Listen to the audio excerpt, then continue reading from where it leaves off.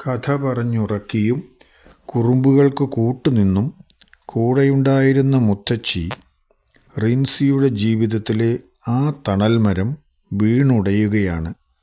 മിഴി നനയിക്കുന്ന ആ വേർപാടിൻ്റെ കഥയിലേക്ക് നയിക്കുന്ന ഹൃദയസ്പർശിയായ ഭാഗം നമുക്ക് കേൾക്കാം. അസുരവിത്ത് എന്ന നോവലിൻ്റെ 16-ാം ഭാഗം. അച്ഛൻ വന്ന് അന്ത്യകൂദാശ കൊടുത്ത് മടങ്ങിപ്പോയി. അധിക സമയം കഴിയുന്നതിന് മുൻപ് തന്നെ അമ്മച്ചി ഈ ലോകത്തിലുള്ള എല്ലാവരെയും വിട്ട് നിത്യസമ്മാനത്തിനായി പോയി. കൂദാശകളെല്ലാം സ്വീകരിച്ചുള്ള മരണത്തെ നല്ല മരണമായി കണക്കാക്കാം. ആർക്ക്? നാട്ടുകാർക്ക്. എന്നാൽ ബന്ധുക്കൾക്ക് അത് വേദനാജനകമാണ്.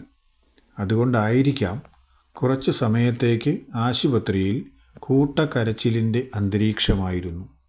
സാധാരണഗതിയിൽ ആരുടെ മരണത്തിനും അങ്ങനെ തന്നെയാണ്. ആദ്യം ഒരു കുറച്ചു സമയത്തേക്ക് വല്ലാത്ത ഒരു ഞെട്ടലിൽ ആയിപ്പോകും എല്ലാവരും. ആ കാര്യത്തിൽ മനക്കരുത്ത് കൂടിയവനും കുറഞ്ഞവനും എന്ന് ഒരു വ്യത്യാസവുമില്ല.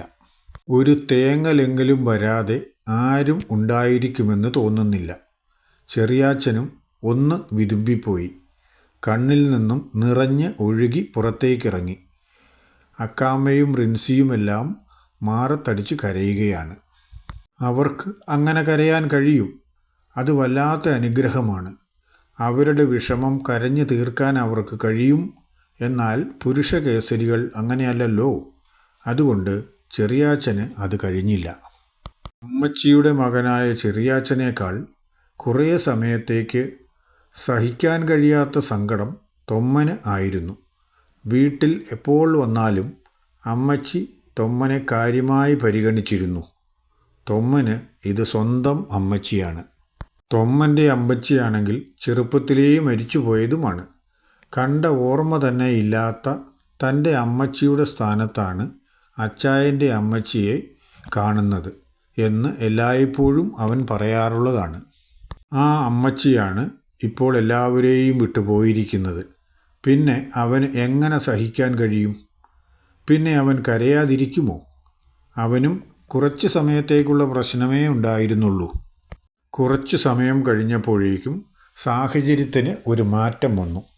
എല്ലാവരും ഇനി എന്തൊക്കെയാണ് ചെയ്യേണ്ടത് എന്ന കാര്യങ്ങൾ ആലോചിക്കാൻ തുടങ്ങി. പോയവർ പോയില്ലേ എന്നും ചിന്തിച്ചു തുടങ്ങി. തൊമ്മനും ചെറിയാച്ചനും പുറത്തേക്കിറങ്ങി. അവർക്ക് ഇനിയും ഉത്തരവാദിത്വങ്ങൾ ധാരാളമുണ്ടല്ലോ. സ്ത്രീജനങ്ങൾ അമ്മച്ചിക്ക് ചുറ്റും കരഞ്ഞുകൊണ്ടിരുന്നു. ഡോക്ടർ പറഞ്ഞതിന് പ്രകാരം നേരത്തെ അറിയിച്ചിരുന്നതുകൊണ്ട് ബന്ധുക്കളെല്ലാം നാട്ടിൽ നിന്നും പുറപ്പെട്ടിരുന്നു. യാത്രക്കിടയിലാണ് അവരോട് അമ്മച്ചിയുടെ മരണവാർത്ത ചെറിയാച്ചൻ വിളിച്ചു പറഞ്ഞത്. ഏതായാലും എല്ലാവരും പുറപ്പെട്ടതുകൊണ്ട് കഴിവതും വേഗം എത്തിയേക്കാം എന്ന് അവിടെ നിന്നും മറുപടിയും കിട്ടി. പലരും മാനന്തവാടിയിലെത്താനായിരുന്നു. ചിലരൊക്കെ പകുതി വഴിയിലും. മാനന്തവാടിയിൽ പിന്നെ ആരെയും കാത്തിരിക്കേണ്ടതില്ലാത്തതുകൊണ്ട് എല്ലാവരും അവിടെ നിന്നും വീട്ടിലേക്ക് പുറപ്പെട്ടു. വരാനുള്ളവരെല്ലാം പുല്ലാങ്കുളത്ത് വരുന്ന പരിചയമുള്ളതാണ്. അതുകൊണ്ട് അങ്ങോട്ടേക്ക് അവർ എത്തിക്കോളും.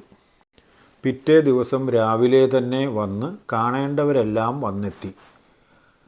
നാട്ടുകാരും ബന്ധുക്കളുമായി വലിയൊരു ജനാവലിയുടെ സാന്നിധ്യത്തിൽ അന്ന് ഉച്ച കഴിഞ്ഞ് 2 മണിക്ക് ആഘോഷപൂർവ്വം പുല്ലാങ്കുളം പള്ളിയിലെ സെമിത്തേരിയിൽ സംസ്കാരവും നടന്നു. വീട്ടിൽ നിന്നും ശരീരം പള്ളിയിലേക്ക് എടുക്കുന്ന സമയത്തും സെമിത്തേരിയിൽ കല്ലറയിലേക്ക് ശരീരം ഇറക്കുന്ന സമയത്തും ചെറിയാച്ചന് തേങ്ങൽ നിയന്ത്രിക്കാൻ കഴിഞ്ഞില്ല. അത് ആരെ സംബന്ധിച്ചിടത്തോളവും പിടിച്ചു നിൽക്കാൻ കഴിയാത്ത സമയമാണ്. ബാക്കി സമയങ്ങളിലൊക്കെ അയാൾ കരച്ചിൽ നിയന്ത്രിച്ച് കാര്യങ്ങൾ നോക്കി നടന്നുകൊണ്ടിരുന്നു.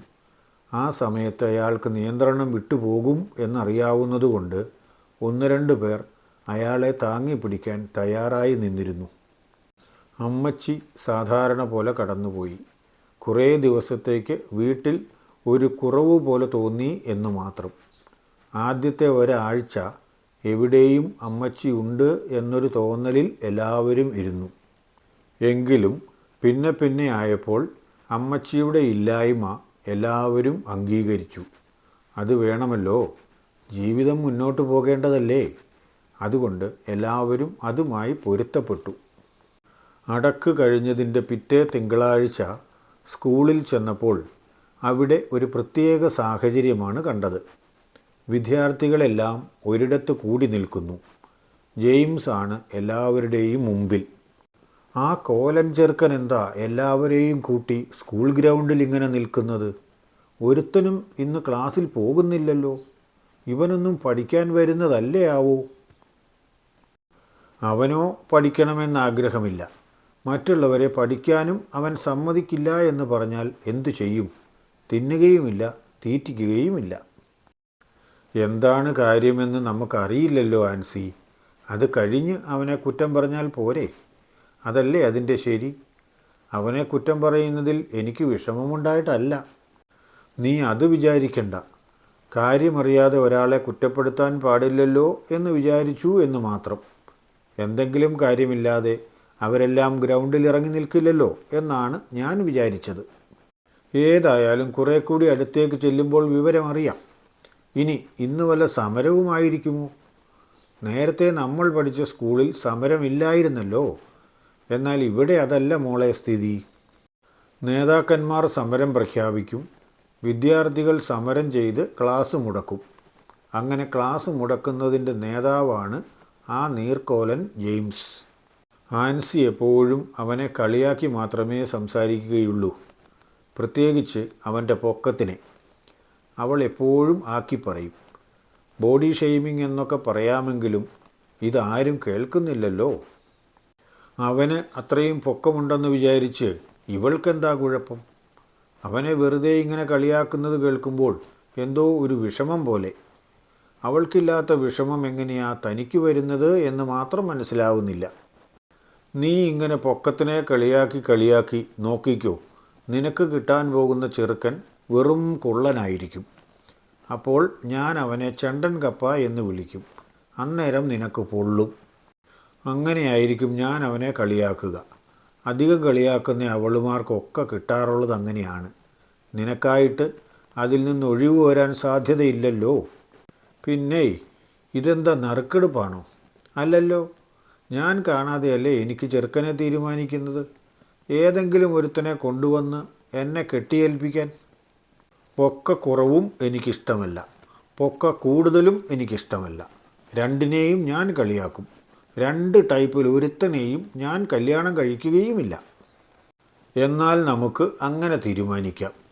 നീ അതേപോലെ തന്നെ കണ്ട് കൃത്യമായ നീളം അളന്ന് കല്യാണം കഴിച്ചാൽ മതി.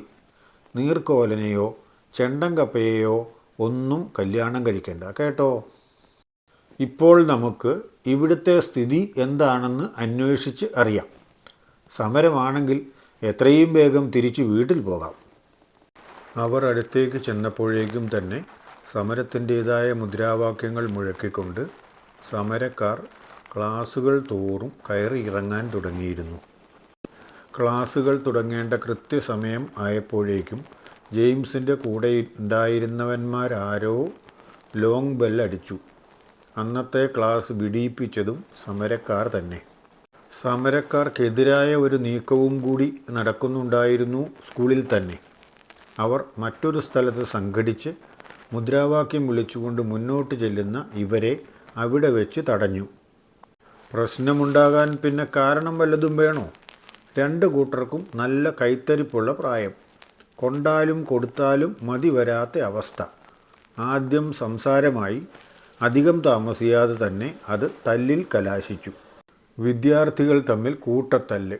സമരം വിജയിപ്പിക്കാൻ ഒരു കൂട്ടർ തല്ലുന്നു, സമരം പരാജയപ്പെടുത്താൻ മറ്റൊരു കൂട്ടരും. ആൻസിയും റിൻസിയും അപ്പോൾ തന്നെ സ്കൂളിൽ നിന്ന് പോന്നിരുന്നു. സാധാരണഗതിയിൽ പുല്ലാങ്കുളത്തേക്ക് ബസ്സുകൾ ഒന്നിടവിട്ട മണിക്കൂറിലേ വരാറുള്ളൂ. അങ്ങനെ നോക്കുമ്പോൾ ബസ് വരാൻ ഇനി 1 മണിക്കൂറോളം വേണം. എന്നാലും സ്കൂളിലെ അലമ്പിനിടയ്ക്ക് അവിടെ നിൽക്കാതിരിക്കുന്നതാണ് നല്ലത്. അതിനേക്കാൾ എന്തുകൊണ്ടും നല്ലത് ബസ് സ്റ്റാൻഡിൽ വന്ന് നിൽക്കുന്നതാണ് എന്ന് രണ്ടുപേരും തീരുമാനിച്ചതുകൊണ്ട് അവർ ബസ് സ്റ്റാൻഡിലേക്ക് പോന്നു. അവർ വന്ന ബസ് തിരിച്ചു പോയി. അടുത്തത് വരാൻ അവർ കാത്തുനിന്നു. പല സ്ഥലങ്ങളിലേക്കും പോകുന്ന ധാരാളം ആളുകൾ ബസ് സ്റ്റാൻഡിൽ നിൽക്കുകയും ഇരിക്കുകയും ചെയ്യുന്നുണ്ട്. കൂട്ടത്തിൽ സുന്ദരന്മാരും സുന്ദരിമാരും ഒക്കെയുണ്ട്. ആരെയും അവർക്കറിയത്തില്ലെന്ന് മാത്രം. അവരെയൊക്കെ കാണുകയും ചെയ്യാമല്ലോ. അതൊരു തരം സുഖമുള്ള കാര്യമാണ്. പിന്നെ സ്കൂളിലെ കശപിശയ്ക്ക് നിൽക്കുകയും വേണ്ട. അതുകൊണ്ടാണ് അവർ ബസ് സ്റ്റാൻഡിൽ വന്ന് നിൽക്കുന്ന കാര്യം തീരുമാനിച്ചത്. ഇവർ രണ്ടുപേരും സ്കൂളിലേക്ക് പോയി ഉടനെ തന്നെ തിരിച്ചു വരുന്നത് സോജൻ ശ്രദ്ധിച്ചായിരുന്നു. കടയിൽ കാര്യമായ തിരക്കൊന്നും ഇല്ലാത്ത സമയമായതുകൊണ്ട് അവൻ അവിടെ നിന്നും വേഗം ബസ് സ്റ്റാൻഡിലേക്ക് വന്നു. അപ്പോൾ രണ്ടുപേരും അവിടെ വായി നോക്കി നിൽപ്പുണ്ട്. സ്കൂളിൽ പഠിക്കാൻ വിട്ടാൽ രണ്ടെണ്ണവും ബസ് സ്റ്റാൻഡിൽ വന്ന് വായി നോക്കി നിൽപ്പാണ് അല്ലേ? ചോദിക്കാനും പറയാനും ആരുമില്ല എന്ന് വിചാരിച്ച് എന്തും ചെയ്യാം എന്നാണോ?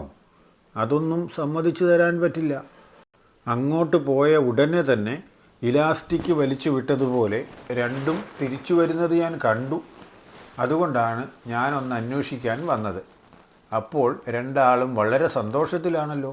എന്തു പറ്റി ക്ലാസ് ഇല്ലാത്തത്? ആർക്കറിയാം. സമരമാണ്. സമരത്തിൻ്റെ കാരണം എന്തെന്ന് ഞങ്ങൾക്കറിയില്ല. ഞങ്ങൾ ആദ്യമായിട്ടാണ് സമരം കാണുന്നത്. സ്കൂളിൽ ചെന്നപ്പോൾ ഒരു കൂട്ടർ മുദ്രാവാക്യം വിളിച്ച് ബെല്ലടിച്ച് ക്ലാസ് വിട്ടു. പിന്നെ അവിടെ രണ്ട് കൂട്ടം സ്കൂൾ വിദ്യാർത്ഥികൾ തമ്മിൽ വർത്തമാനവും ഉന്തും തള്ളും അടിപിടിയും ഒക്കെ നടക്കുന്നുണ്ട്. ഞങ്ങൾ അങ്ങോട്ട് ശ്രദ്ധിക്കാൻ പോയില്ല. നേരെ തിരിച്ചു പോന്നു. അതേതായാലും നന്നായി. ഉള്ള തടി കേടാകാതിരിക്കുമല്ലോ. ഇല്ലെങ്കിൽ മര്യാദയ്ക്ക് ഓടാൻ പോലും അറിയാത്ത നിങ്ങൾ എന്തു ചെയ്യും? കിട്ടുന്നത്ര തല്ലും മേടിച്ചെടുക്കൽ മാത്രമായിരിക്കും നിങ്ങൾക്ക് വിധി. നിങ്ങൾക്ക് ചായ വേണമെങ്കിൽ എൻ്റെ കൂടെ വന്നാൽ നമുക്ക് 3 പേർക്കും കൂടി ഓരോരോ ചായ കഴിക്കാം. ഞാൻ സാധാരണ ചായയ്ക്ക് ഇറങ്ങുന്ന സമയമാണിത്. അതുകൊണ്ട് ഒരു അരമണിക്കൂറിനടുത്ത് ഒഴിവ് കിട്ടും. എന്തു പറയുന്നു? ഏതായാലും വിളിച്ചതല്ലേ. വിളിച്ച സ്ഥിതിക്കൊരു ചായ കുടിക്കാൻ പോകാതിരിക്കുന്നത് എങ്ങനെയാണ്? ബസ് സ്റ്റാൻഡിൽ തന്നെയുള്ള കടയിലാണ് പോകേണ്ടത്. പുല്ലാംകുളത്തിനുള്ള ബസ് വരാനുള്ള സമയമായിട്ടും ഇല്ല. അത് സോജൻ അറിയുകയും ചെയ്യാം. മനഃപൂർവ്വം പോകാതിരുന്നാൽ അത് പരിഭവമാവുകയും ചെയ്യും. ഞാൻ ഇതുവരെ ആരുടെയും കൂടെ ചായ കുടിക്കാനൊന്നും ചായക്കടയിൽ കയറിയിട്ടില്ലാത്തതാണ്. അതുകൊണ്ട് ചായ കുടിക്കാൻ വരാൻ ഒരു മടി. ആൻസി എന്തു പറയുന്നു എന്ന് നോക്കട്ടെ. അവൾ വരാൻ തയ്യാറാണെങ്കിൽ ഞങ്ങൾ രണ്ടുപേരും വരും. അപ്പോൾ ആൻസിയാണ് മന്ത്രി. തീരുമാനമെടുക്കുന്നതും നടപ്പിലാക്കുന്നതും ആൻസി തന്നെ. ചായ കുടിക്കാൻ വരുന്നുണ്ടോ ഇല്ലയോ? എനിക്കധികം സമയമില്ല. ഉള്ള സമയത്ത് ചായ കുടിച്ചിട്ട് തിരിച്ച് ജ്വല്ലറിയിലെത്തേണ്ടതാണ്. എൻ്റെ സ്വന്തം ജ്വല്ലറിയൊന്നുമല്ല. വൈകിയാൽ ചിലപ്പോൾ വീട്ടിൽ പോയി ഇരുന്നു കൊള്ളാൻ പറയും. പണി പോയാലേ ഞാനാ പട്ടിണിയാകുന്നത്. അത്രയ്ക്ക് പേടിയാണെങ്കിൽ ഞങ്ങൾ വരുന്നതുവരെ കാക്കണ്ട. വേഗം പോയി ചായയും കുടിച്ച് പൊയ്ക്കോ. ഞങ്ങൾ നിർബന്ധിച്ചൊന്നുമില്ലല്ലോ. ഞങ്ങളെയല്ലേ നിർബന്ധിച്ചത്. ഞങ്ങളൊരു തീരുമാനമെടുത്ത് വരണമെങ്കിൽ അല്പസമയം പിടിക്കും. അത് ഞങ്ങളുടെ സ്വഭാവത്തിൻ്റെ പ്രത്യേകതയാണ്. ഏതൊരു കാര്യവും ആലോചിക്കാതെ ചെയ്യില്ല. ചിലപ്പോൾ ആന മണ്ടത്തരമായിരിക്കും ചെയ്യുന്നത്. എന്നാലും അതും ആലോചിച്ചു മാത്രമേ ചെയ്യൂ. അതാണ് ഞങ്ങൾ. മനസ്സിലായോ? നിങ്ങളെയും കൊണ്ടുപോയി ചായ കുടിക്കാൻ കഴിയുമെന്നുള്ള വിശ്വാസം എനിക്ക് നഷ്ടപ്പെട്ടു തുടങ്ങി. ഏതായാലും ഞാൻ മെല്ലെ അങ്ങോട്ട് നടക്കുകയാണ്. ചായ കുടിക്കാൻ വരുന്നുണ്ടെങ്കിൽ പിള്ളേർ രണ്ടുപേരും കൂടി എൻ്റെ പുറകെ നടന്നു. അതല്ല, നടക്കുന്നില്ല. ഇനി ഇവിടെ തന്നെ നിൽക്കുകയാണെങ്കിൽ ഒരു തവണ ഞാൻ തിരിഞ്ഞു നോക്കും. എന്നിട്ടും കുറ്റിയടിച്ചതുപോലെ ഇവിടെ തന്നെ നിൽക്കുന്നുണ്ടെങ്കിൽ ഞാൻ അങ്ങ് പോകും. രണ്ടാമത് നോക്കില്ല എന്ന് പറഞ്ഞാൽ നോക്കില്ല. ഇത് സംഗതി ഒരു വാശിക്കാരൻ തന്നെയാണെന്നാണ് തോന്നുന്നത്. ഇല്ലെങ്കിൽ ഇത്രയും സമയമായപ്പോഴേക്കും ചൂടാവുന്നത് കണ്ടില്ലേ? ഏതായാലും ഇനി അയാളെ പിടിച്ചു നിർത്തിയാൽ അവൻ പോകും. കിട്ടാവുന്ന ചായ നഷ്ടപ്പെടുകയും ചെയ്യും. ചായ കുടിക്കാൻ കയറിയത് സോജൻ്റെ കൂടെയാണ് എന്ന് പറഞ്ഞാൽ വീട്ടിലറിഞ്ഞാൽ പോലും ഒരു വിഷമവും വിചാരിക്കാനില്ല. അതുകൊണ്ട് ഏതായാലും പോയേക്കാം. ആദ്യമായി ചായ കുടിക്കാൻ വിളിച്ചതല്ലേ, നിരാശപ്പെടുത്തണ്ട. ആൻസിയും അങ്ങനെ തന്നെ പറഞ്ഞു. അവൾക്കും സമ്മതം. സോജൻ അപ്പോഴേക്കും പറഞ്ഞതുപോലെ ചായക്കടയിലേക്ക് നടന്നു തുടങ്ങിയിരുന്നു. പെൺകുട്ടികൾ രണ്ടുപേരും പുറകെ തന്നെ നടന്നു. പറഞ്ഞതുപോലെ തന്നെ അവൻ ഒന്ന് തിരിഞ്ഞു നോക്കി. അപ്പോൾ രണ്ടും കൂടി തൻ്റെ പുറകെ വരുന്നത് കണ്ടു. രണ്ടും വെയിറ്റിട്ടതാണപ്പോൾ. ഞാൻ കൂടുതൽ നിർബന്ധിക്കാൻ വേണ്ടി അവിടെ നിന്ന് ന്യായം പറഞ്ഞതാ. അങ്ങനെ പിന്നാലെ വരട്ടെ. ചായക്കടയിലെ ഫാമിലി റൂമിലേക്ക് കയറി 3 പേർക്കും ചായയും പറഞ്ഞു കഴിഞ്ഞപ്പോഴേക്കാണ് പെൺകുട്ടികൾ രണ്ടുപേരും അവിടെ എത്തിയത്. സത്യം പറയാമല്ലോ, ഞാൻ വിചാരിച്ചു നിങ്ങൾ വരില്ലെന്ന്. നിങ്ങളുടെ മട്ടും ഭാവവും ഒക്കെ കണ്ടപ്പോൾ ഈ പാവപ്പെട്ടവൻ വിളിക്കുന്ന ചായ കുടിക്കാൻ നിങ്ങൾ രണ്ടുപേരും വരില്ല എന്നാണ് ഞാൻ കരുതിയത്. അതുകൊണ്ടാണ് എനിക്ക് അല്പം ദേഷ്യവും വിഷമവും വന്നത്. ഏതായാലും വന്നല്ലോ, ഇനി എന്താണ് കഴിക്കാൻ വേണ്ടത് എന്ന് പറ. കടയിൽ തയ്യാറായിട്ടുള്ള കഴിക്കാനുള്ള സാധനങ്ങളുടെ പേരുകൾ രേഖപ്പെടുത്തിയ മെനു കാർഡ് എടുത്ത് റിൻസിയുടെ നേരെ നീട്ടിക്കൊണ്ട് സോജൻ പറഞ്ഞു. വേണ്ടതെന്താണെന്ന് വെച്ചാൽ വാങ്ങിക്കോണം. ആദ്യമായി ഞാൻ ചായ മേടിച്ചു തരാൻ കടയിൽ കയറുമ്പോൾ എൻ്റെ ഇഷ്ടത്തിനല്ല ചെയ്യേണ്ടത്, നിങ്ങളുടെ ഇഷ്ടത്തിനാണ്. അതുകൊണ്ട് 2 പേരും കൂടി നോക്കി എന്താണ് വേണ്ടത് എന്ന് തീരുമാനിക്കുക. ഞാൻ അതും കൂടി പറയുന്നില്ല. ഇവിടെ എന്നതാ ഉള്ളത് എന്ന് എനിക്ക് പറഞ്ഞു തരികയും വേണ്ട. അവർ മെനു കാർഡ് വായിച്ചു തുടങ്ങി. അവർക്ക് പ്രിയപ്പെട്ടത് വല്ലതും ഉണ്ടായിരിക്കുമോ, അതോ ഉള്ളതുകൊണ്ട് തൃപ്തിപ്പെടുമോ? ചെയ്യുമ്പോൾ നിങ്ങൾക്ക് തോന്നുന്ന അഭിപ്രായങ്ങളും നിർദ്ദേശങ്ങളും താഴെ കമൻ്റായി രേഖപ്പെടുത്തണേ. ഇഷ്ടമായാൽ ലൈക്ക് ചെയ്യാനും കൂട്ടുകാർക്കും വേണ്ടപ്പെട്ടവർക്കുമൊക്കെ ഷെയർ ചെയ്തു കൊടുക്കാനും മറക്കല്ലേ. കഥയുടെ ഓരോ ഭാഗങ്ങൾ അവരും കൂടി വായിക്കട്ടെന്ന്. ലൈക്കും ഷെയറും ഒക്കെ ചെയ്താൽ യൂട്യൂബ് ഈ കഥ കൂടുതൽ പേരിലേക്ക് എത്തിക്കുമെന്നാണ് എനിക്കറിയാൻ കഴിഞ്ഞത്. അത്രയും പേർ കൂടുതൽ വായിച്ചാൽ അത് നല്ലതല്ലേ. കഥയുടെ അടുത്ത ഭാഗം നാളെ തന്നെ പോസ്റ്റ് ചെയ്യും. സാധാരണ പോലെ ഉച്ചതിരിഞ്ഞ് 2:30 തന്നെ. എല്ലാവർക്കും നല്ലത് വരട്ടെ. ഓക്കേ.